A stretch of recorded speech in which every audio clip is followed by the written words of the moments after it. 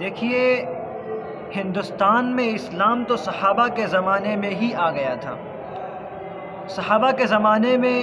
صحابہ حضرات تجارت کرتے تھے، اور اس تجارت کے نتیجے میں وہ ملک شام، یمن، عراق اور جگہ جگہ دوسری جگہوں پر تجارت کی غرض سے جایا کرتے تھے۔ اور تجارت کی غرض سے جب وہ جاتے تھے تو وہاں کے لوگ جب ان کو دیکھتے تھے کہ یہ کتنے ایماندار ہیں، ان کے اندر ایمان کتنا ہے، یہ تو ذرا سی بات پر لڑتے جھگڑتے نہیں ہیں اور چھوٹی چھوٹی چیزوں میں ایمانداری رکھتے ہیں، تو ان سے لوگوں نے تعارف حاصل کیا، آپ کہاں سے آئے ہیں، آپ کس چیز کو ماننے والے ہیں۔ تو اس طرح لوگوں کے اندر اسلام کا پرچار ہوا اور اسلام کا تعارف ہوا۔ اور اسی طرح ہندوستان کے اندر جب صحابہ کرام تجارت کی غرض سے آئے اور یہاں پر انہوں نے تجارت شروع کیا، تو اس طرح ہندوستان کے اندر بھی اسلام کا تعارف ہوا اور لوگوں نے اسلام کو قبول کرنا شروع کیا۔ اللہ کے نبی صلی اللہ علیہ وسلم کے زمانے میں کچھ لوگ ہندوستان سے عرب گئے تھے، ان کو یہ خبر ملی کہ اللہ کے ایک نبی مبعوث ہوئے ہیں، اور پہلے کی کتابوں میں چونکہ یہ موجود تھا کہ ایک نبی مبعوث ہونے والے ہیں،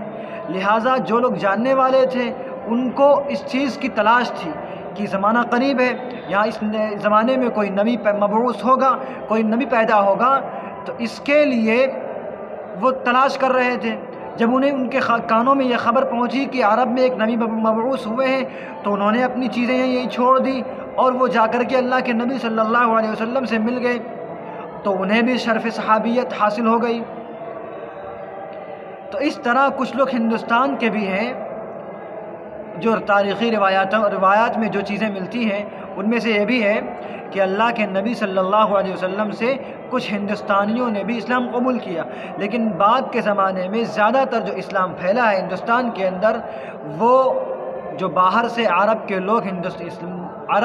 لوگ اور مسلمان ہندوستان میں آئے اور انہوں نے اسلام کا تعارف کرایا، تو اس کے ذریعے سے لوگوں نے اسلام قبول کرنا شروع کیا۔ لیکن جہاں پر اسلام آتا ہے، اسلام قائم ہوتا ہے، تو وہاں پر امن و سکون برقرار رہے اور لوگوں کے ساتھ ناانصافی نہ ہو، ظلم نہ ہو، جنگ و جدال کی نوبت نہ آئے، اس کے لیے ایک نظام نافذ کیا جاتا ہے۔ ہر جگہ یہی ہوتا ہے، ہر خطے میں یہ بہت پہلے سے نظام چلا رہا ہے کہ ایک نظام نافذ ہوتا ہے، اس نظام کے تحت لوگ زندگی گزارتے ہیں۔ تو ایک اسلام کا ایک وحدانی اور ربانی نظام تھا، یا یوں کہیے کہ اسلامی تعلیمات کے نتیجے میں جو حکمراں ہندوستان آتے تھے وہ ایک نظام نافذ کرتے تھے، اس کے تحت وہ حکومت کرتے تھے،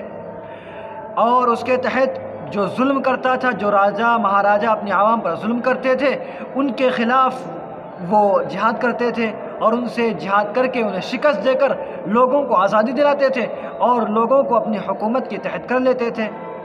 تو اس طرح اسلام ہندوستان میں پھیلا، اور ہندوستان میں جو یہ کہا جاتا ہے کہ اسلام طاقت کے زور سے پھیلا، تلواروں کے زور سے پھیلا، یہ بالکل سراسر ناانصافی اور یہ بالکل جھوٹ ہے۔ اس میں ذرہ برابر بھی سچائی نہیں ہے کہ اسلام طاقت کے زور سے پھیلا ہے۔ طاقت کے زور سے تو اسلام کہیں نہیں پھیلا، وہ تو اپنی دعوت کے نتیجے میں اور اپنے اخلاق و کردار کے جو ہے نتیجے میں اسلام ہندوستان میں پھیلا، اور یہی حال ہر جگہ کا ہے۔ لہذا اسلام پر یہ الزام لگانا کہ وہ طاقت کے زور سے پھیلا ہے اور ظلم کر کے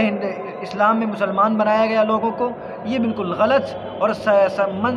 من گھڑت باتیں ہیں، اس پر یقین نہیں کرنی چاہیے۔